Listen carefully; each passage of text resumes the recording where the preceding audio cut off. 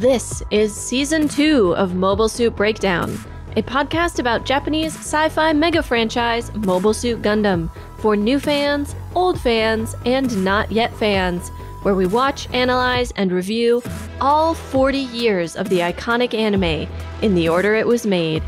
We research its influences, examine its themes, and discuss how each piece of the Gundam canon fits within the changing context in Japan and the world, from 1979 to today.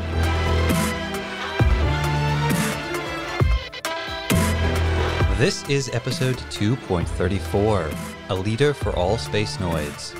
And we are your hosts.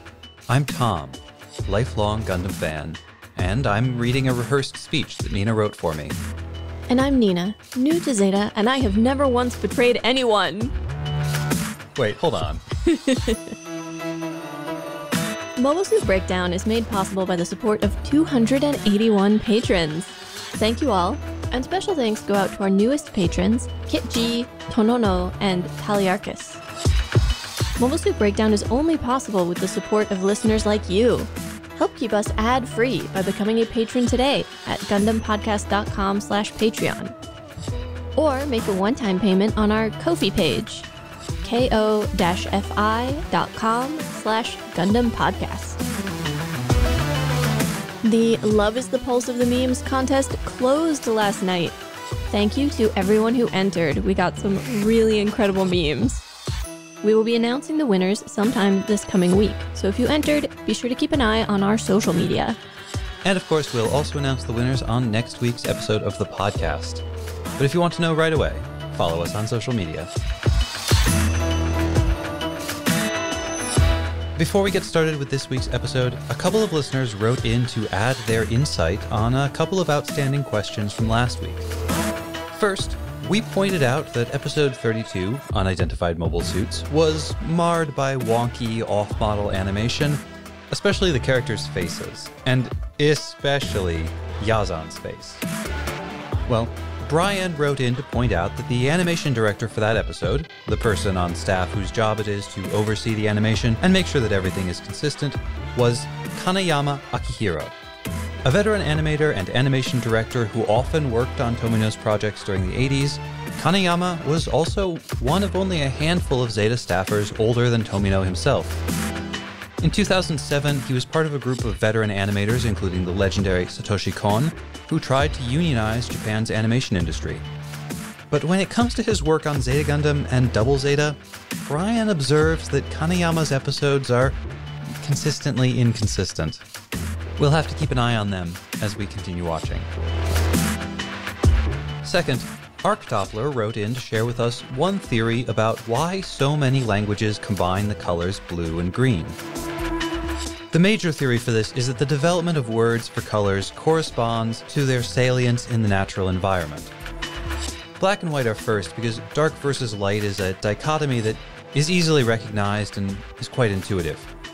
Red follows after because blood is red, clay is red, berries are red, and so on. But while it's true that blue occurs only rarely in animals, plants, and minerals, the sky is right there.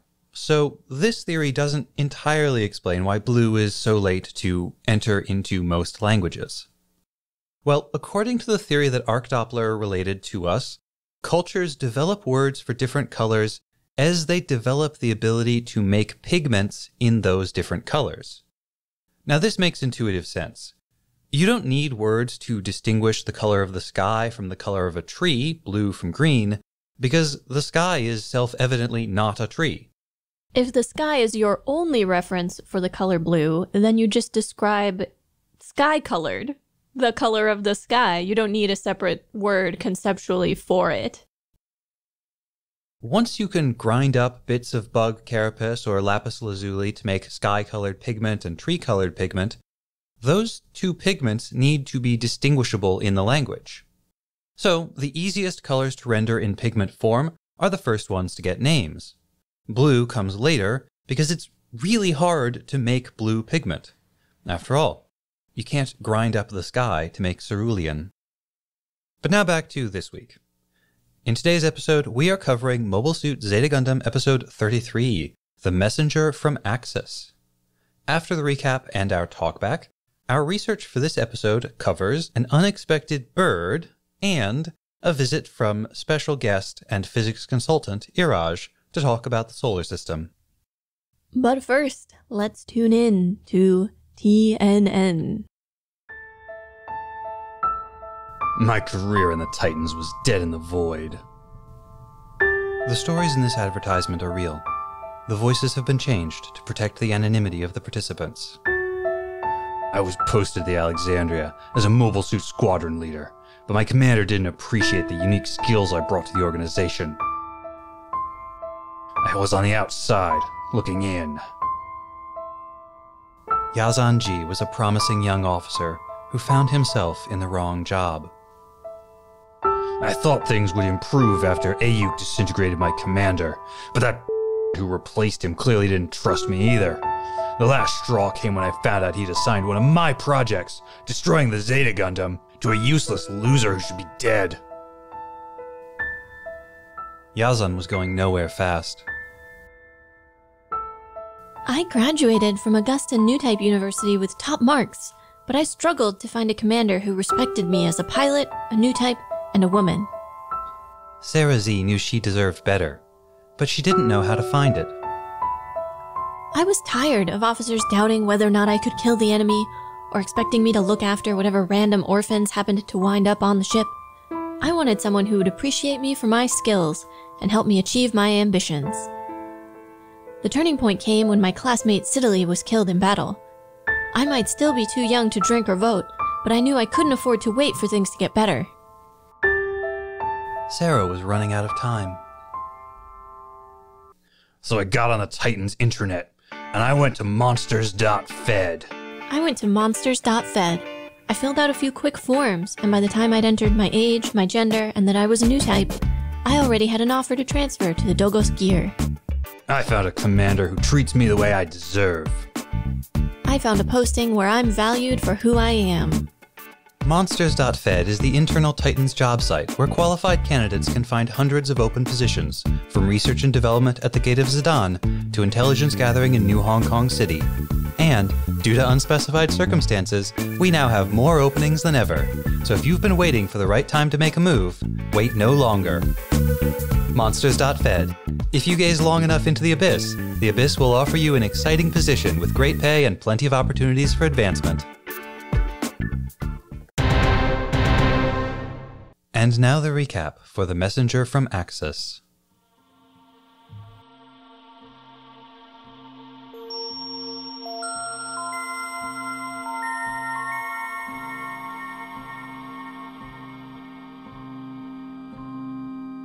Freed from having to worry about an imminent Titan's attack, the crew of the Argama shift their focus to the incredible Axis force that surrounds them. The Guadon battleship, like the old Guazine of the One-Year War, but even more massive, and uncountable mobile suits. How were they able to build all of this while hiding in an asteroid belt? Bright wonders aloud. Wang Li seems almost gleeful as he imagines Axis slowly building up its forces, able to do so in secret due to the negligence and disinterest of the Federation government. He sees them as kindred spirits to Ayug and strong potential allies. Bright, Wang Li, Quattro, Rekoa, Apoli, and Camille get in the shuttle and head over to the Guadon to begin negotiations. On arrival, Quattro bristles to see Haman Karn walk past, radiating arrogance. Even Camille is struck by her, his new type sense responding to her presence. The passageways of the ship are lined with soldiers in identical uniforms. They come to a large, high-ceilinged chamber with rich red carpeting and decorated walls. Here, Wang Li formally introduces himself as Ayug's appointed representative and asks to be introduced to their leader. Haman says she will introduce them and takes them through 2 sets of gigantic doors into a chamber that dwarfs the one they just left. Its vaulted ceiling is covered in gilded decorations. Guards stand at attention as ladies' maids flutter around the throne. And on the dais sits 8-year-old Mineva Zabi, dressed in a uniform just like those worn by her father, aunt, and uncles during the One-Year War. The Ayug delegation are struck by the opulence of the room. and the youth of Axis' supposed leader. Wang Li quickly concludes that Haman is the true power and should be the focus of their negotiations. She orders the member of their group wearing sunglasses, which is Quattro, to approach Princess Minerva. When he does, Minerva addresses him as Shar Aznable, to the shock of most of his Ayug crewmates. She also claims to remember him, although he hasn't seen her since she was 2. She commends his years of intelligence work on behalf of Axis, and begins a little speech about the prosperity of all spacenoids depending on the revival of Zeon, a speech clearly practiced ahead of time and fed to her by Haman. Quattro approaches, leaning down so that he can look Minerva in the eye. She seems uncertain, and is looking to Haman for guidance, when Quattro loses his temper. "How dare you raise her like this, close-minded and rigid?" He stalks threateningly toward Haman, grabbing hold of her shirt. "This is her destiny," Haman replies, pulling her gun, as soldiers take hold of Quattro's arms. He struggles, but is soon surrounded and unable to move. His companions yell for him to calm down, but it is too late. They are locked in a room, all chance of negotiating an alliance lost. Quattro asks Camille for help escaping, and the two begin to fight. Real punches and kicks, as Camille accuses Quattro of selfishness, cowardice, treachery. The rest of their group try to break them up, but Camille is knocked to the ground and clearly in a lot of pain. When the guard outside looks in to see what the commotion is about, they yell for him to bring a doctor. He finally enters the room, and Wang Li takes his gun, allowing Quattro to flee. A few minutes later, it is decided that Rekko and Camille will go look for Quattro, and will meet Bright, Wang Li, and Apolly back at the shuttle. But Quattro didn't go looking for an exit. He went looking for Haman. He finds her, only to hesitate and have his shot blocked by Haman's guards. Soon more guards arrive, and Quattro would certainly have been killed or recaptured if it weren't for the arrival of Rekko and Camille. The two fight off some of the reinforcements, and Rekko dives in front of Quattro as the other guards fire. A shot meant for him grazes her shoulder. They find their way to a ready room and disguise themselves in Axis normal suits, Camille taking Quattro to task for acting rashly when he's usually so level-headed. Rekko seems surprised that reviving the Zabi family isn't among Quattro's goals. All Quattro can say is that he's always been an independent man. In a confusion of smoke, explosions, and gunfire, the two groups of Ayug representatives fight their way to the shuttle and out of the Guadan. Noticing the commotion, the Argama prepares its own guns, and the moment the shuttle launches, they deploy countless dummies, inflatable asteroids that disturb the Guadan's radar and make it nearly impossible for spotters to sight the shuttle or the Argama. The Titans choose this moment to attack. Yazan and two wingmen goad Camille into chasing them, only to peel off from each other and catch the Zeta Gundam in a net strung between their mobile suits. The net is electrified, stunning and trapping the Zeta until Quattro arrives in the Hyakushiki to cut it loose. Rekko, struggling against Yazan, has yet another vision of Sirocco, a possibly deadly distraction in the midst of battle. Just in time, the Radish arrives, and its own complement of mobile suits, led by Emma and Katz, fight off the Titans. Any sense of victory is short-lived. Sirocco pledges his life to Minerva, cementing a Titans-Axis alliance. From now on, Ayug will be badly outnumbered.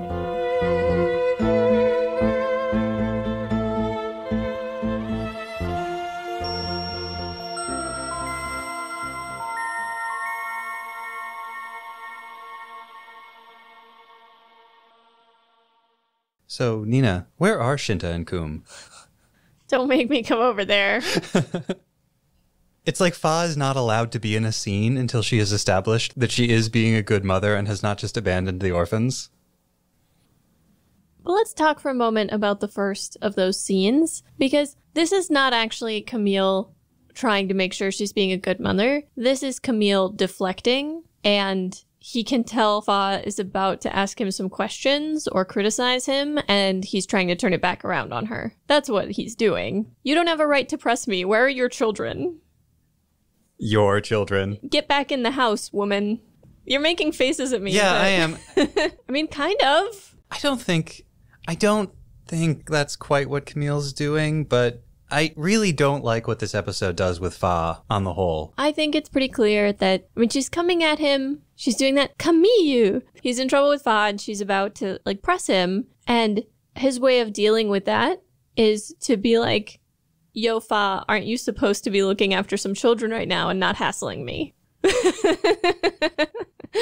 This is not the Camille you know and love, I know. I know. But the thing about Fa in this episode is it feels so regressive for her character. We're getting Fa being unreasonably jealous of Camille's interest in other women, which is like a thing Fa displayed early on, but has mostly gotten over. I mean, even compared to last episode, she sees him checking on Rekoa. She doesn't seem to have a problem with it. Yeah. She understands it. When the kids get nosy, she tells them to hush and that they're wrong.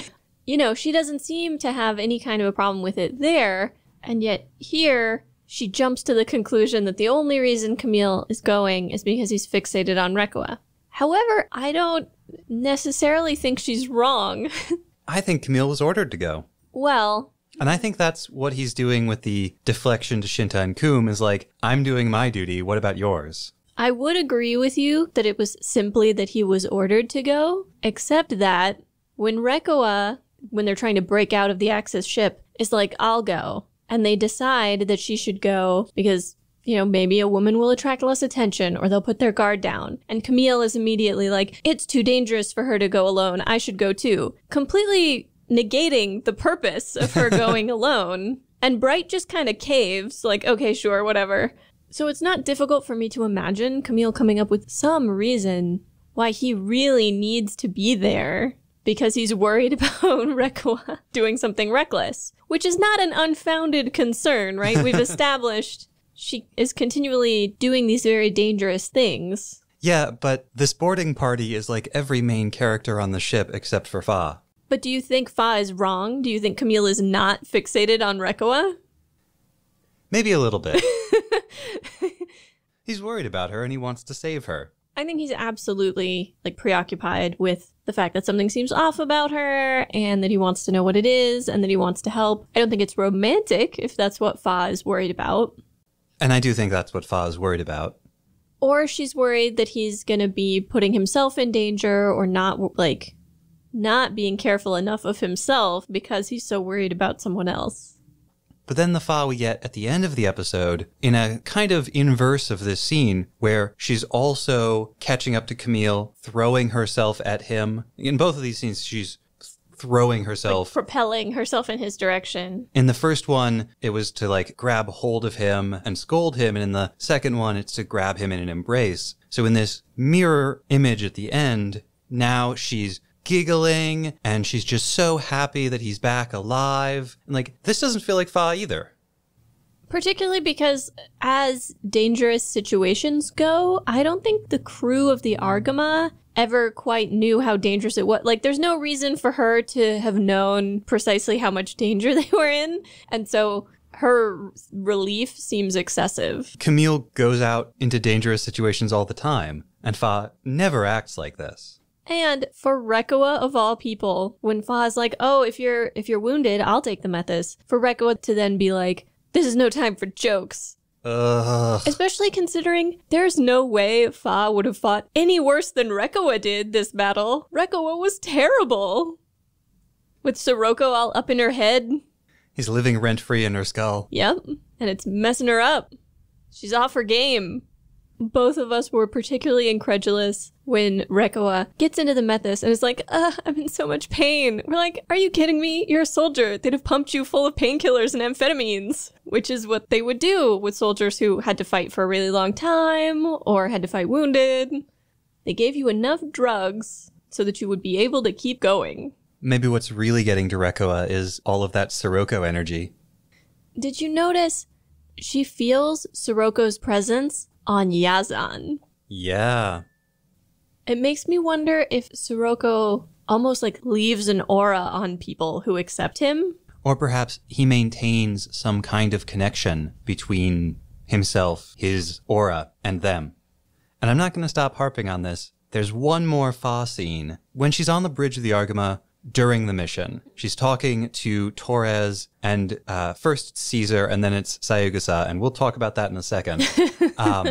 But her role is basically to be there and to, like, scold Torres for not captaining correctly. I sort of saw it as kind of an inverse where she was defending Sayagusa. Like, he's doing as much as he can, as fast as he can. But yeah, definitely strange. It's bizarre characterization. It doesn't feel like the Fa that we've gotten to know. Hey, Nina, who do you think wrote this episode? Gee, I wonder. It really just feels like they could have left Fa out completely and it wouldn't have mattered materially to the episode. Yeah. There was no reason to include Fa in this episode, except for the briefest of panty shots at the end. You felt like that was necessary? Well, I'm saying that's the only reason I can imagine that they felt they needed to include her. I don't find it necessary, no, but... I don't know. Maybe someone has an axe to grind against women on the battlefield, besides Yazan.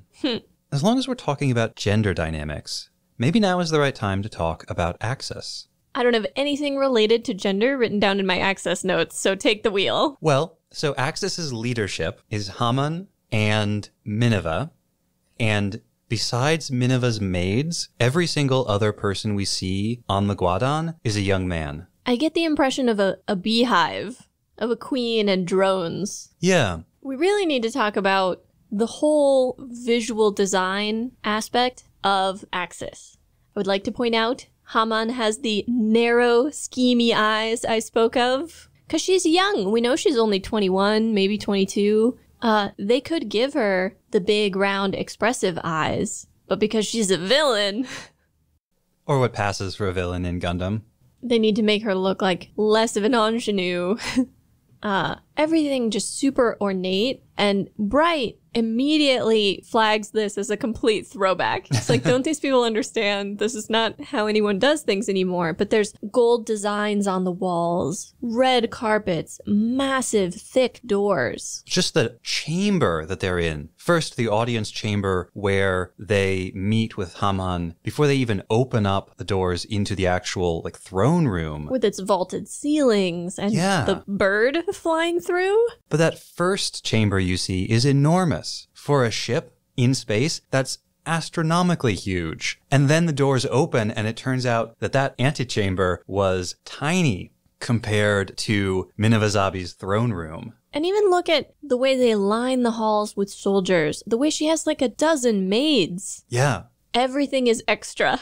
Everything is to excess. Well, it's a huge show of strength for them because what they have are numbers. Bright is astonished, as am I, that they managed to build a ship like this, and the number of mobile suits that they've been able to build, essentially in secret, just hiding out in an asteroid belt. Lots of resources out there. And it sounds like they've had about 7 years unmolested to do as they please because the Earth Federation government is simply not interested in space. When the two sets of doors open into the throne room, we get a brief glimpse.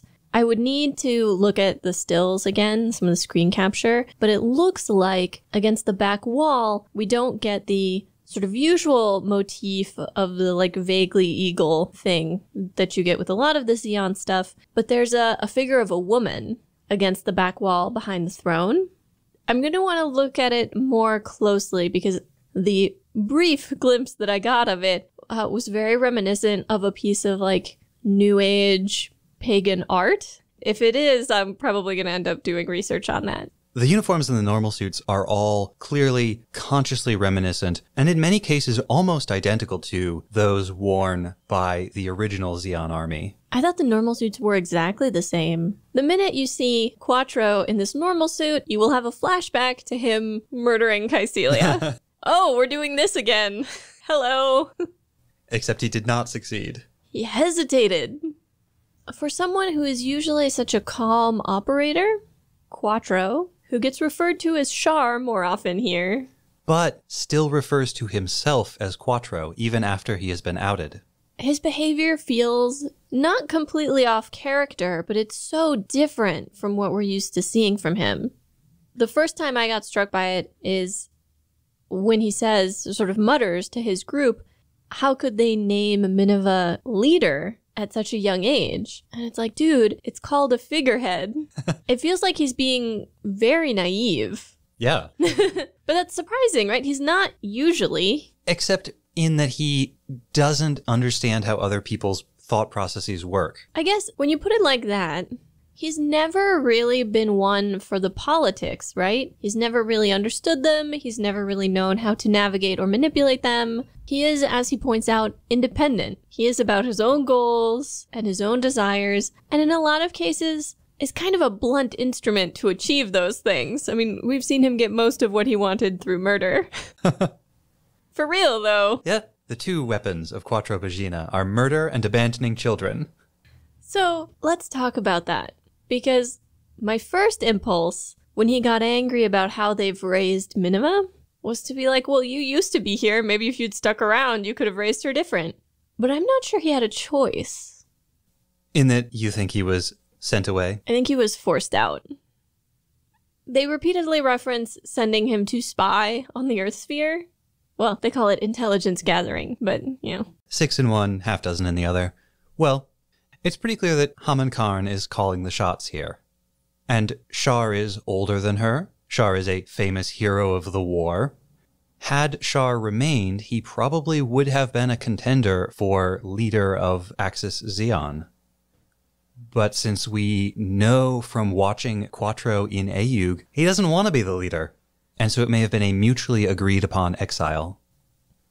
Haman gets rid of a potential threat, a potential rallying point for those who oppose her, and Quattro gets to not be in charge. He gets to go back to the Earth sphere and go back to doing space murder and building his own shadow white base out of all the finest orphans he can find. When we see Minerva give her little, very grown-up speeches, which she has clearly been coached in, and every time she feels uncomfortable, she looks to Haman like, what do I do? What do I say? I was actually reminded a lot of Sirocco, because here's Haman saying, oh, this is right and proper. Minerva is going to be the leader of all space noids. This is her destiny. I'm just a supporting actor here. I'm just helping her prepare and, managing things until she's old enough. And just like we had Sirocco before saying, no, I don't think I should be in charge of everything, but I want to facilitate the future leader of humanity. Like, I want to find and mentor and help that person. I mean, it's funny you say that because Quattro also claims he doesn't want to be the leader. And he might be telling the truth, but that creates a triad between the three of them. I think he's the one who most legitimately doesn't want power, although he constantly exercises it, like we talked about last episode. He's constantly steering things, even though he does not want to be responsible for decisions or their outcomes. Yeah, I had wondered, when Minerva says, oh, thank you for your years of intelligence work, has he been a spy the whole time? Did he turn double agent? Or has he always just kind of been an independent operator? Well, I think it's probably true what Quattro says. He has always been in it for himself. Which is how he can With really mean it when he says, I've never once betrayed anyone. Which, that's right, guys, we finally got to it. You can now use it whenever you like. It is no longer a spoiler. We had to pause the show so that I could laugh for a few minutes. You should have set up a reaction camera. Sorry, video's not my thing. But this is a very clever thing for Haman to have Minerva say here. Absolutely. Because it gives him cover to come back, if he wanted to. That seems to be what they're hoping for and what they're offering him. It also potentially drives a wedge between him and his allies, if it makes them think he's really been playing for another team this whole time. Potentially? I think actually. Certainly, Rekawa has some doubts about his priorities later on in the episode, and I think Camille has had very complicated feelings about Quattro for a while now, and they certainly are not getting any better anytime soon. Yeah, I love their fake fight, which didn't look or sound fake really at all. I think Quattro really beat up Camille. And I think Camille may have meant some of what he was saying about how Quattro is disloyal and also a coward. And only in it for himself? Yeah, I think Camille meant every word of that. This is my favorite part of this episode. And this is an episode with a lot of really good parts in it. So I love how it starts, because Camille and Quattro are both giving each other the side eye. And Quattro turns to Camille, and he basically says, Camille, I need you to help me cause chaos. You get this moment of Camille where he doesn't say anything, but this expression passes over his face like, finally. Here I go killing again. Oh, gosh. And then they do have their fight, and at the end of it, Camille has clearly actually been beaten up. Oh yeah, he's in some pain. Quattro knows how to fake everything except punching Camille.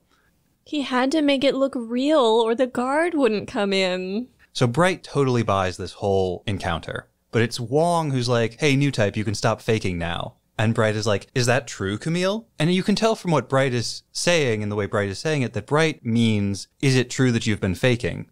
But Camille says, of course it's true. And I'm pretty sure Camille means everything I said about Quattro is true.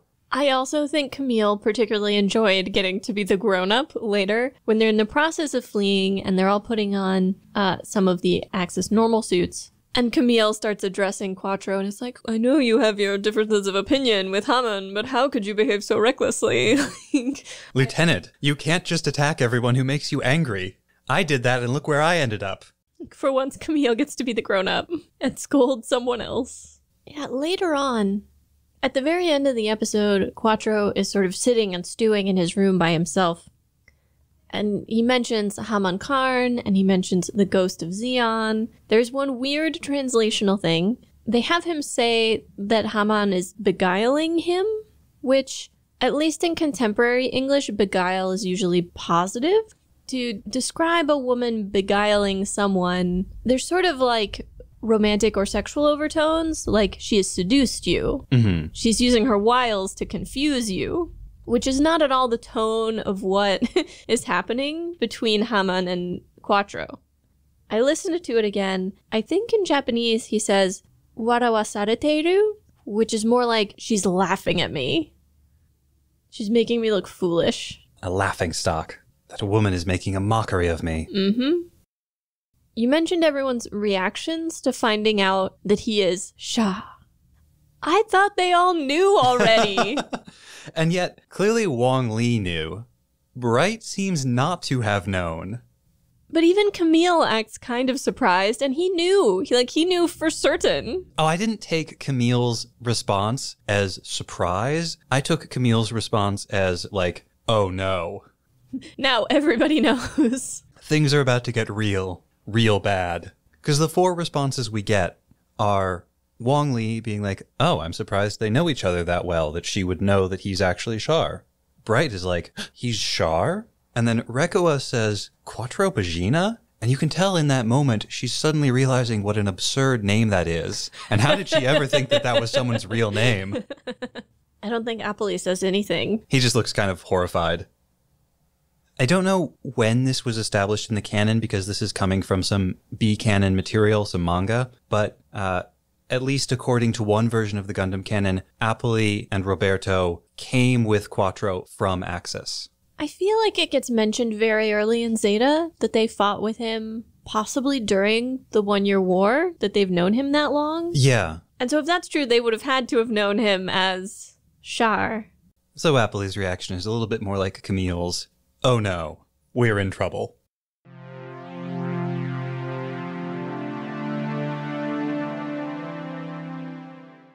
The only legit piece of characterization we get from Minerva, aside from the fact that she's very good at memorizing what other people want her to say, is when she's curled up in on herself on the throne, crying, telling her maids she is certain that someone is coming to hurt her and she wants Haman. My first read on this was actually, despite Haman's dismissiveness that this is cowardice, that perhaps Minerva is a new type and can sense that someone coming towards them means her harm. However, it's also completely possible that Haman or other people around Minerva have cultivated this fear in her to control her. Everyone is out to get you. I'm the only one who can protect you. I'm the only one who can keep you safe and be trusted. There are people all around who are trying to hurt you. But I think it's new type stuff. In this show, at this point, I think the balance of probability lies on the side of new type stuff. I guess at this point, the writers still enjoyed the new type stuff. They hadn't yet gotten to the point where Tono was like, I wish I had never invented new types. So who do you think she senses coming to harm her? Sirocco.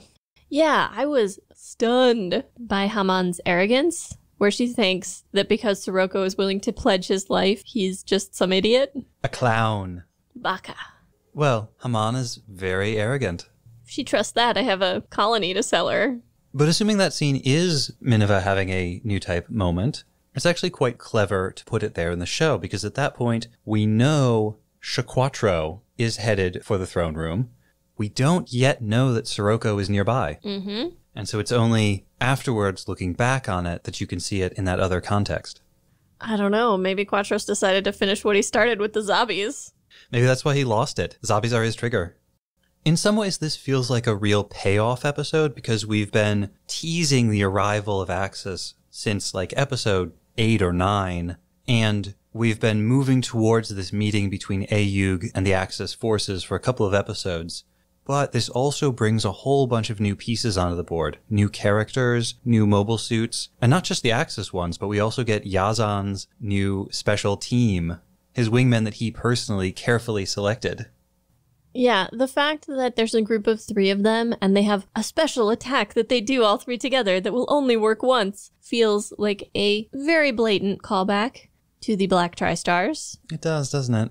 Even the weapon, with the way it sort of electrocutes Camille's mobile suit, feels like a reference to the Adzam leader. I think they call it the spider web this time. I find I am filled with dread because at this point, the characters that I want to know more about, the characters that I am interested in, are all on the Axis and Titans side of the board. And I don't feel like I'm going to get the sort of character development or the time with them that I want. We're going to spend more time with all the characters that I'm tired of and not really interested in or curious about. You mean everybody but Camille?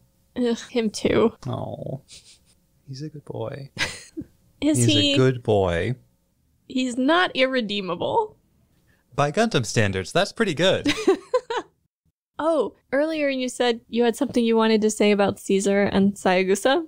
Yeah, so like I said earlier, this is a very exciting episode. There's a lot of really good scenes. It's action-packed, but in a way you actually care about, instead of what sometimes happens with some of the fighting when it gets kind of boring. But it's kind of a messy episode. There are some issues with the way it's put together.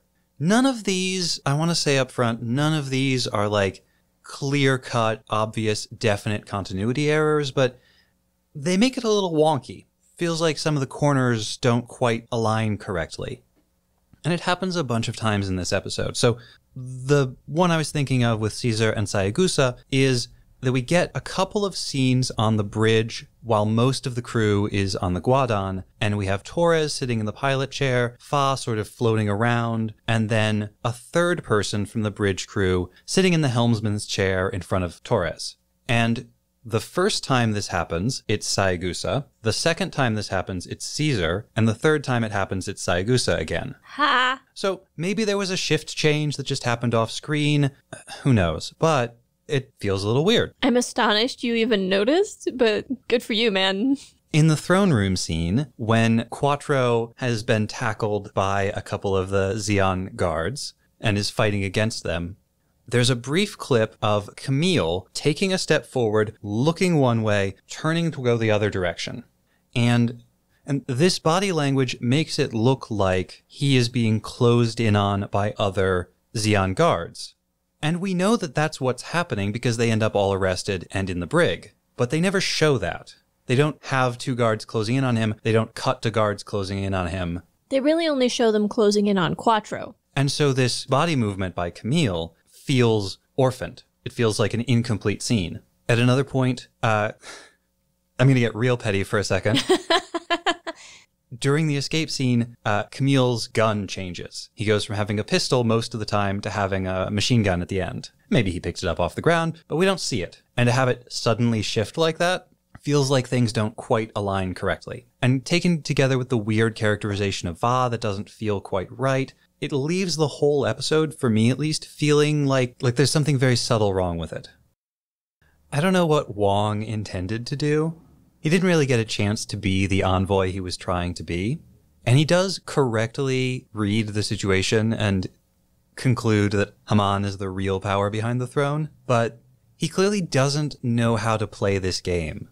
I don't know that that's necessarily true, because I'm not sure we have no idea what he would be authorized to have offered them in a negotiation, like a proper negotiation, if Quattro hadn't messed everything up. Sure, but I just think of that ending scene with Sirocco, and like, that's how you play Haman. And I don't think Wong was prepared to do that. Or any variation on that. I don't think Wong was prepared to flatter Haman in the way that was necessary. So you said play first, and I think that's more accurate. Sirocco is playing Haman. He has no intention to have like a real alliance. He intends to get something out of this and to use them. I think Ayug, for all that we hate Wong and find Carbine's motivations deeply suspect, I think they were making a good faith effort at a real alliance.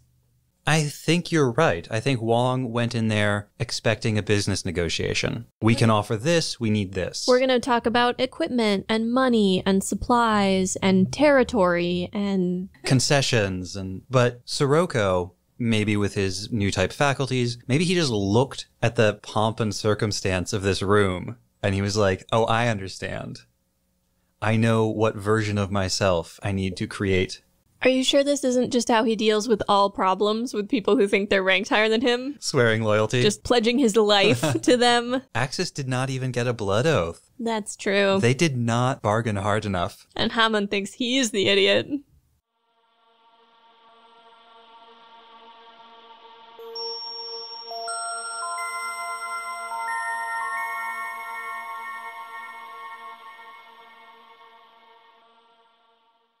And now for our research.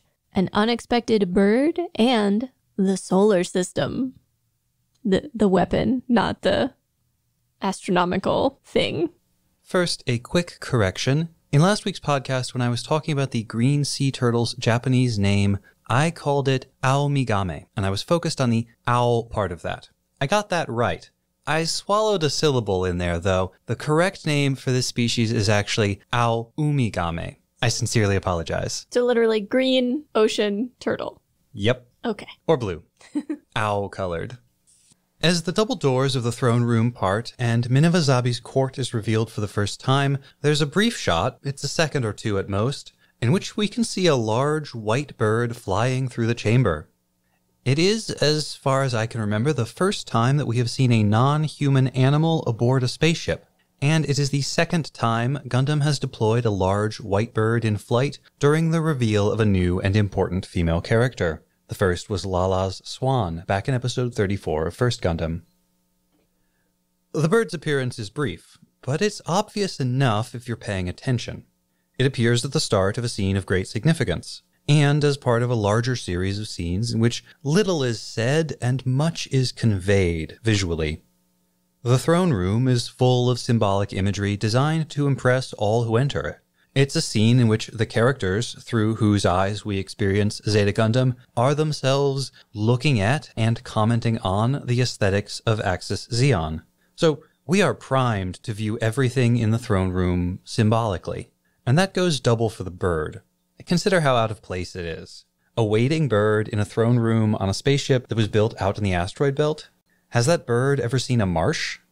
But nothing is actually out of place in the throne room on the Guadon. That bird is there for a purpose. And since it's not carrying a gun, wearing a pilot's normal suit, or flanking the throne with the rest of Miniva's maids, it must be there to be seen. I had to really suppress laughter imagining a bird with a gun. Miniva's guards are all trained birds, didn't you know? Attack geese. Morphologically, the bird on the Guadon is large, with a long, sinuous neck, a short bill, and long legs that seem, although it's difficult to be certain, to be pink-colored. All its feathers are white. My first thought in trying to identify the depicted bird was that it might be the famous and endangered Japanese crane, considered to be a national symbol and national treasure of Japan. But while superficially similar, the Japanese crane has black feathers, a black neck, and a bright red patch on its head. It also has a long, thin beak, and its legs, although the right shape, are decidedly black. Could it perhaps be the less famous and even more endangered Siberian crane? These large cranes appear entirely white, and they have the right color legs. But the thing is that the Siberian cranes only look entirely white when they're on the ground. They have huge black feathers on their wings that become visible as soon as they spread them, and their beaks are still the wrong shape. What about a stork? There is a white stork native to the Japanese islands, but it has even more black feathers on its wings, and its beak shape is even more wrong. What about a heron?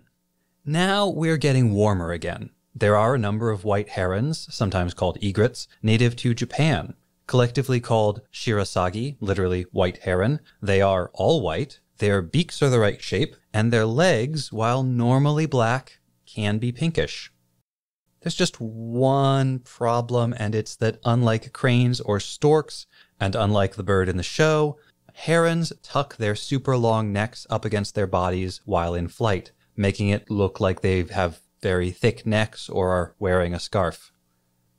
Now the guadon bird does appear to be going in for a landing, and maybe it's already unfurled its neck, but this one unfortunate detail makes it impossible for me to say with confidence that we have beheld shirasagi.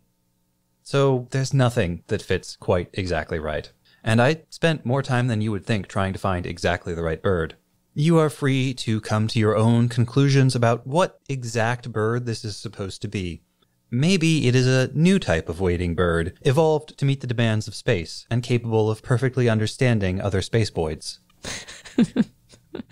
I wasn't sure if I should laugh or not. This is the problem a lot of times. I don't know whether or not I should laugh. Should I suppress the laughter? Should I just let it go? I think you can laugh at spaceboids. Fortunately for me, and this research piece, however, it turns out that when we talk about the symbolism of cranes, herons, and storks in the Japanese tradition, there's plenty of overlap. In fact, the single most often told story about cranes in Japanese legend, that of the crane wife, is in some versions about the heron wife instead. On the surface level, cranes and herons are associated with nobility, longevity, and divinity. Nobility is easy enough to understand just by looking at them. They are fancy birds. As for longevity, the folk wisdom says they can live for 1,000 years. And divinity? It's common in most cultures for birds, especially larger birds, to be viewed as messengers of the gods because of how they straddle the two worlds of the earth and the sky. This applies even more so to the crane and the heron. As wading and diving birds, they can travel seamlessly between three worlds: heaven, earth, and underwater. At one shrine in Tokyo, twice a year, dancers don white heron costumes, including massive headdresses and feathered capes to invoke the bird's power as they perform a purification ritual nearly 1,000 years old. Being large for birds, cranes and herons are also sometimes flying mounts for humanoid gods. In the Japanese tradition, it is said that the mountain-dwelling goddess of iron and smithcraft, Kaneyago no Kami, traveled on the back of a great white heron to the province Izumo, and there taught a local man the secret and sacred arts of the forge. It's also said that cranes bear the souls of the worthy departed across the waters to reside forever in the pure western paradise of ultimate bliss. The well-known tradition of folding origami cranes for good fortune, or for the sake of a specific wish, comes from these three basic associations. Make an offering of 1,000 paper cranes, one for each year of the crane's life, and the noble crane will deliver your prayer directly to the gods. Those surface-level associations are all positive, and are probably sufficient to explain why the Zabi court has been breeding these birds during their exile out in the asteroid belt. The Axis characters want the Ayug and Titans characters who see this bird to see nobility, longevity, and divinity. But there are other, subtler, and darker associations too. Associations that might have flown over the heads of some in the audience. First, while the story about the 1,000 wish-granting origami cranes is an old one, since the 1950s it has gained both international fame and a new association with one of Zeta Gundam's most crucial themes: the damage that war does to children, even long after the war is over. On August 6, 1945, 2-year-old Sasaki Sadako survived the atomic blast that destroyed Hiroshima. In 1954, 11 years old, Sadako started to show signs of leukemia. She was hospitalized in February 1955. There she heard the story about the 1,000 cranes and set herself to folding them. In October 1955, having folded 1,300 cranes, she ate a small bowl of ochazuke, which is tea poured over rice, declared it to be tasty, and then passed away, her soul perhaps to be carried by a crane to the Western Paradise. Sadako was and remains a symbol of war's cost. A statue raised in her memory at the Hiroshima Peace Memorial proclaims, "This is our prayer, peace in the world." To this day, many of the peace memorials in Hiroshima are adorned with thousands upon thousands of strings of paper cranes that people fold and bring there. Looking further back into history, we see that the crane and heron were not seen as divine in a purely positive sense. Perhaps it would be better to call them eerie, creatures of mystery and mysticism. In the medieval period, the heron was even viewed as a yokai, a monster. And these birds fly screaming through the night. And you can imagine how hearing something like this in the darkness, you might think, oh yeah, that is 100% some kind of monster. Heron and crane, both migratory birds, are also symbols of the changing seasons and of change in general. This is linked to another of Zeta's most important themes, the cyclical nature of conflict. When the Earth sphere became too hostile for them, Zeon's survivors traveled the countless miles to a safe haven in the asteroid belt. Now the winter ice thaws and they return. The return of this bird to the Earth sphere in the company of these returning Zeon remnants signals a turn of the wheel, a change in season, an old thing made new again. Now remember for a moment that ironsmith goddess I mentioned before, Kanayago, the one who flew into town on the back of a great snowy heron. We know a little bit about her worship, and what we know is fascinating. But first, I have to establish a bit of context. In Shinto tradition, generally there is a concept known as kegare, meaning defilement or pollution. This is a state of being that attaches to a person when they come into contact with one of the taboo elements, and which persists until ritually cleansed. When we talk about purification rituals, like that heron dance I mentioned earlier with the big headdresses and the wing feather capes, we are talking about efforts to cleanse kegare. If left untreated, this pollution acts like a magnet for misfortune, and you can pass it on to other people. Bringing pollution, bringing defilement into a holy place can even befoul that place or the gods who reside there. The main sources of pollution are birth and death, blood and disease. But not all kami regard these equally. Kanayago seems to have nursed a special hatred for blood, especially menstrual blood and childbirth. She hated adult women, since they were the sources of menstrual blood and childbirth, and instead she surrounded herself with men and with children. And of all things, she seems to have had a special fondness for death. Far from being a taboo and a source of pollution among worshippers of Kanayago, death and dead bodies were integrated into the worship of the smith goddess. The bodies or the bones of deceased smiths would be incorporated into the construction of smithies in order to ensure that the goddess would favor the craft that was done there. Now, there is one final association with the white heron that I want to highlight, and I saved this one for last because I think it might actually be the most important one for this episode. During the reign of Shomu, one of the emperors from Japan's prehistorical legendary period, Japan was threatened by a fleet of foreign invaders, and the armies of the emperor were nowhere to be found.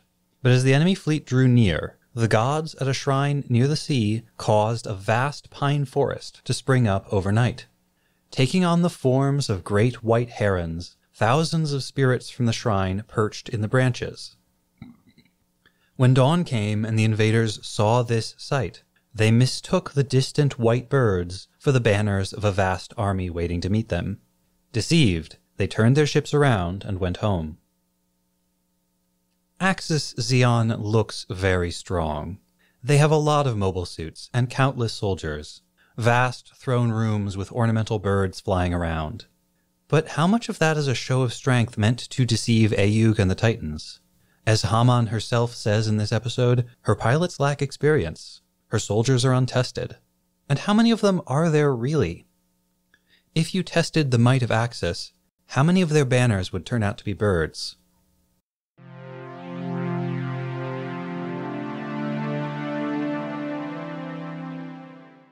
We are joined once again by MSB's physics consultant and friend of the podcast, Iraj. Hello. It's been a while since Iraj has been on the program, so if you would, please reintroduce yourself to our listeners. My name is Iraj. I am a grad student at unnamed university in New York. Gundam University. Gundam University. Yeah, so I study physics, and specifically I study squishy physics of DNA, how DNA moves and jiggles and things like that. But in general, physicists learn how the world works. And so I find that even though I study DNA, which is not what Gundam is made out of, I can apply some of my general thinking and try to guesstimate how a certain situation would work, if it could work. Yeah, so I hope to be able to shed some light like the mirrors we're going to be talking about today. When Iraj has appeared previously on the podcast, he helped us first to analyze the physics of the magical space mace, as well as re-entry back in episode 5, and then to discuss how the Adzam leader might function were it to actually be created. The world's most sophisticated head massager. Full of powerful electric currents. Yes. You'll be pleased to know, by the way, that this exact episode we were discussing on the podcast this week from Zeta Gundam includes a successor to the Adzam leader, one built to be somewhat more efficient. It's actually called the Spiderweb, and it's a net deployed by 3 mobile suits that they use to capture another mobile suit, and then they pump a bunch of electricity into the net. Nice. Superheating and disabling temporarily that mobile suit. That's cool. Because there's direct contact between the net and the mobile suit, I think it would be a lot more efficient. Yeah, that's just shocking somebody at that point. Yeah. No, that's good. But that's not what you're here to talk about. No, I'm not. As Iraj hinted at earlier, we have asked him to look into the feasibility of the Federation's solar system, a massive array of mirrors which they used way back in season 1 at long distance to melt most of an asteroid. Back when the solar ray system actually appeared on the show, Iraj was not available, and so we looked into it from more of a squishy humanities history perspective, and we talked about how you can, in fact, use a giant array of mirrors to set something on fire. We couldn't actually do the math to figure out whether this solar ray system could feasibly do what it's shown doing in the show. But now we can. We got a math doer. I am a math doer. It's all I can do. Before I get into this, I've been told that the thing I wrote for this will be put on the show notes. So if you want to look at more details and go through the math by yourself, because that's really fun and really cool, you should look at it. But no, doing math is fun. People should be less scared of math. And that's why I like coming here, because writing things like what I wrote for this episode is one of my favorite parts about knowing how to do math. I can look at a situation that I see on a TV show and in 20 minutes kind of on the back of an envelope estimate whether it like even makes sense or not. It feels very powerful being able to kind of have this basic understanding of how things work. So I hope you appreciate the journey I'm about to take you on. Well, I am already in awe. Uh-huh. All right. So the basic idea of this whole thing is that when light is emitted from something like the sun, all energy that you get from the sun is in the form of light. It can be light that you can't see, like, for example, infrared or ultraviolet and things like that. But pretty much all the energy you get from the sun is light. And you can assume that the sun is a sphere, and so the light kind of goes out in all directions the same amount. And so one thing you can, in general, estimate is that at any given distance, the fraction of the sun's energy that you get is pretty much proportional to what fraction of the area that the light has covered you're going to cover. One way to think about this is let's think about it for a second. If I put a candle on a table and I put like a spherical like paper bag around it, and I poke a hole in that paper bag. If the paper bag is very small, that hole represents a pretty large fraction of the paper bag's area, so a lot of light is going to come out. But if the bag is the size of a room and I poke a tiny hole into it, the relative amount of light that comes out is pretty small. And to take this back to the Gundam example, if you have a mirror that's 1 square meter, that's going to, at any given distance from the sun, absorb the same amount of light no matter where you put it, as long as it's the same distance away from the sun. And if you have 2 of those mirrors, they're going to absorb exactly double. And if you move them closer to the sun, they'll absorb more. If you move them further away, they'll absorb less. And so this is actually kind of intuitive to us, right? If I have a fire in the corner of a room, when I get further away, it looks dimmer and it feels less hot. That's simply because when I'm at a larger distance, there's been more area for the light of that fire to like spread into. There's also the fact that it attenuates because it's interacting with the air and everything, but in space, we don't have to worry about that. So the basic thing you can do to kind of estimate how much light you can get from the sun to reflect onto an asteroid if you want to melt it is you have to think about the relative areas of these mirrors and essentially the area of the sphere you would draw at the radius that these mirrors are away from the sun. If you're trying to think of how much energy do we, the Earth, get from the sun, you know the Earth is, I forget how, I have absolutely no idea. Some distance. You think of a sphere that has that radius, and the Earth is a tiny disk in that sphere, and we get that fraction of the sun's light. So essentially, this mirror is doing the same thing. It's taking a certain amount of that light, and then it's sending it onto an asteroid.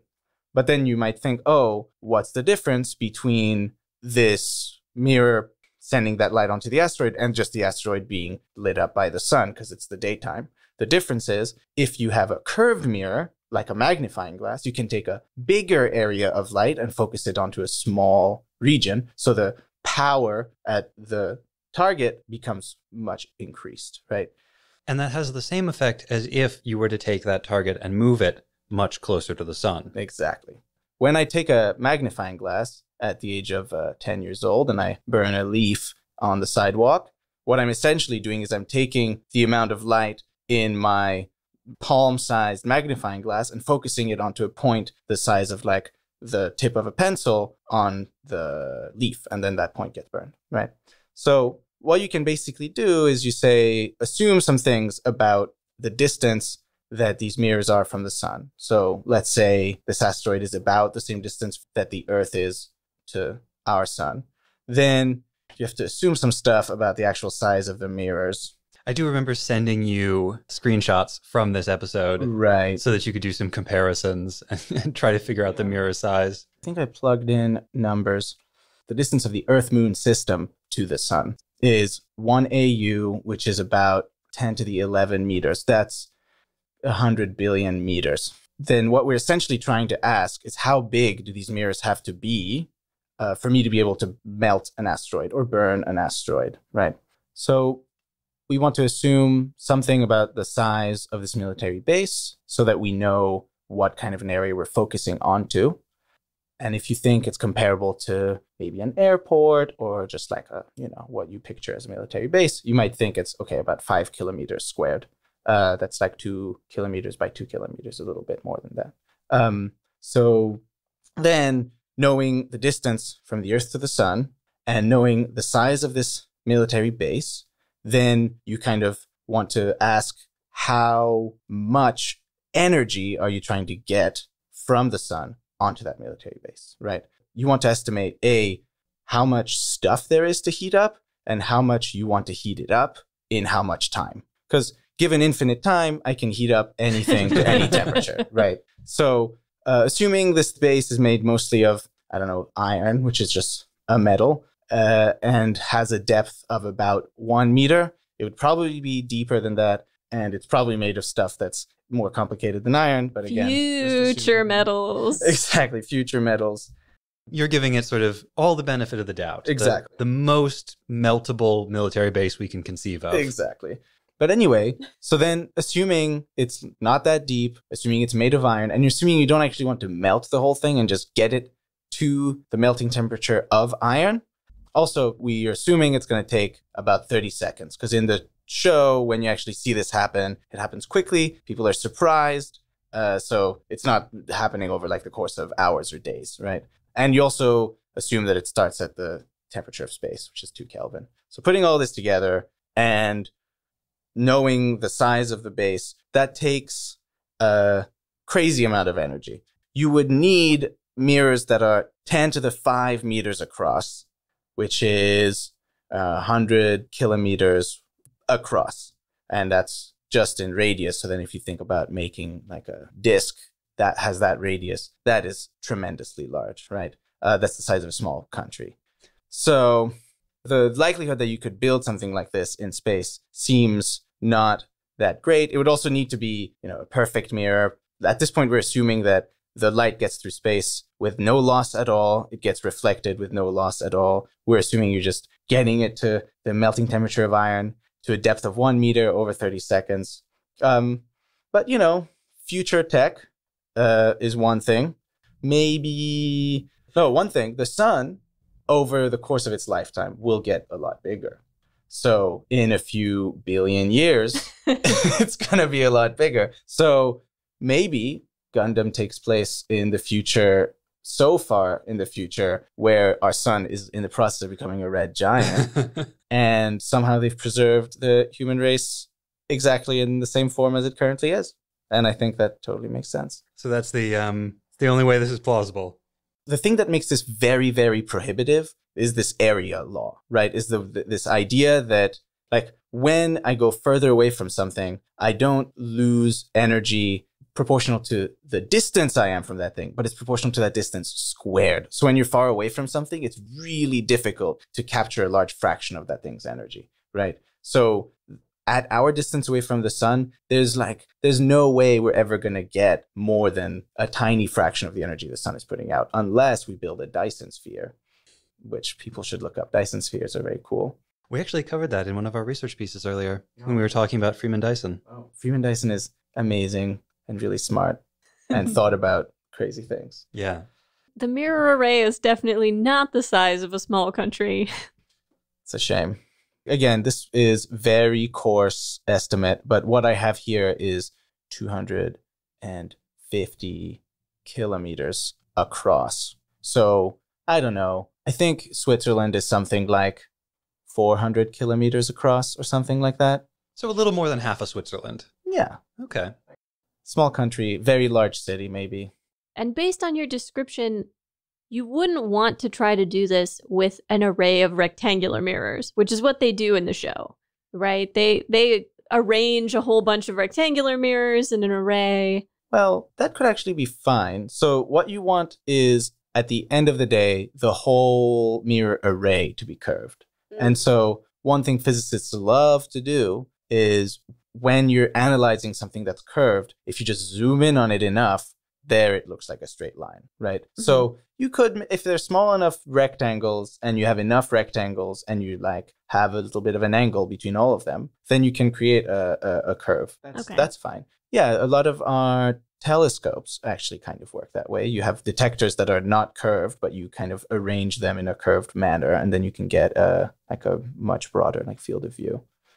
One thing they could have done would be to say, collect energy over a longer period of time in batteries, and then focus that into a laser sort of thing. Yeah. That would have been a more plausible weapon. Absolutely. I mean, one thing you could imagine, right, is if these mirrors each have a battery and are able to, with perfect fidelity, reproduce the light that they absorb, all you do is, if you want to reduce the amount of area you need by, say, a factor of 100, then you just wait 100 times the amount of time you're going to need here and collect 100 times the energy and spit it, right? Like the way it scales is very simple, right? You just want to pump a certain amount of energy into this base. This is obviously not counting dissipation, because if you do it too slowly, then the energy is going to dissipate. Mm-hmm. Mm-hmm. It's like if I'm trying to cook an egg and I put it on a very tiny candle, I can wait as long as I want. It's never going to cook because it cools faster than it's heating up. But yeah, assuming you're doing it at like a reasonably fast rate. Because I will say, in the show, after the Federation deploys their big mirror array, a couple of episodes later, their enemies, the Principality of Zeon, do what I just said with the battery. And they have a big cylindrical colony that they've converted into a massive laser. They absorb solar energy over a long period of time, and then they focus it and they shoot it. Yeah, that would work. That sounds very terrifying. Yeah, they turn a city full of people. I mean, they evacuate the city first, but they turn a city full of people into a giant laser gun. Yeah, the evil scientist in me is coming out. Can't help but find that cool. You know, in a kind of a very poetic sense, that is what we do when we make lasers, right? All forms of energy we have are focused sun energy over long periods of time, because the oil in the ground is just rotten plants and animals that were, at the end of the day, feeding on sun energy. So we're just storing sun energy in the ground. We burn it, we make electricity, we fill batteries, we plug those batteries into a laser pointer, and then we give a presentation, right? But at the end of the day, you're just focusing the sun onto the screen. And that's your poetry for the day. That's very poetic. It's like our entire industrialized society is just a complicated machine to release the sun. Yeah, except in lower quality energy by, Well, I didn't say we were very good at it. We're doing our best. You can't escape the second law of thermodynamics. There's nothing you can do. But isn't heat also light? But it's worse light. In a very qualitative and quantitative sense. Iraj, don't bring your light chauvinism onto our program. All light is good. It's probably fair. In the grand scheme of things, once the heat death of the universe reaches us, all light will be the same.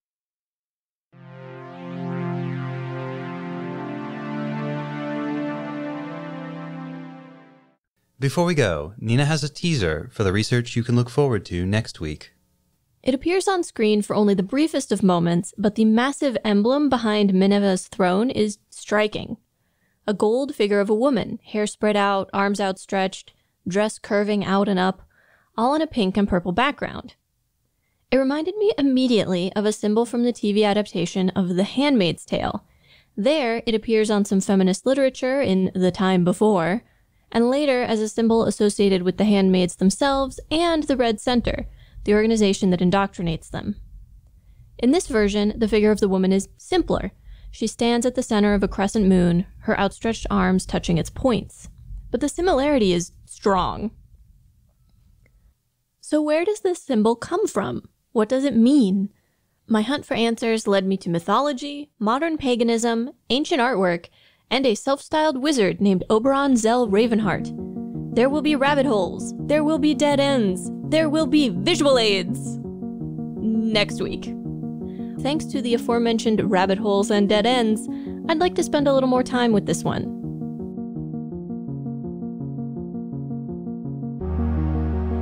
Next time on episode 2.35, The Cactus Flower, we cover Mobile Suit Zeta Gundam episode 34 and Darkness, No Parents. Rekoa switches to succulents. Ah yes, the two genders, Quattro and Char. Heckner plays it cool.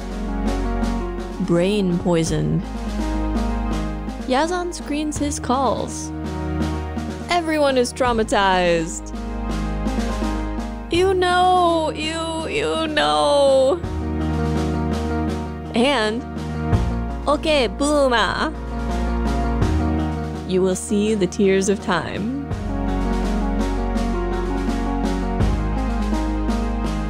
Remember to do all of the podcast things. Subscribe and review Mobile Suit Breakdown wherever you get your podcasts. Then pledge your undying devotion to Mobile Suit Breakdown on Patreon, where you can find great bonus content, get access to the MSB Discord, get exclusive MSB merchandise, and, support the podcast. You can also follow @Gundam Podcast on Twitter and Instagram, and like us at facebook.com/Gundam Podcast for all kinds of extra content.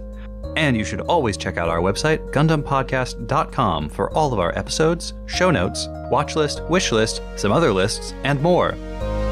Plus, you can always email your questions, comments, and complaints to GundamPodcast@gmail.com. Or just shout your wrong Gundam opinion to us in person by coming to scenic New York City and yelling, Minivazabi would have grown up better if Char had stayed behind to raise her, on any busy street corner. We will totally hear you.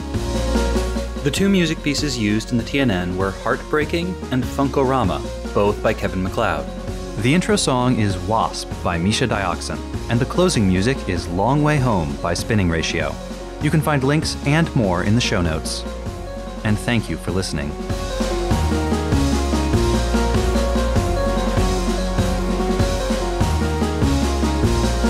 Although, as a side note, vroom. Yeah. Vroom side note. The uniforms and the normal suits are all...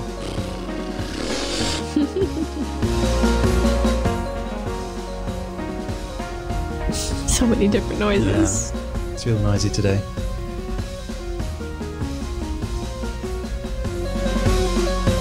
Here I go again. Hang on a second. Give me some of that recap.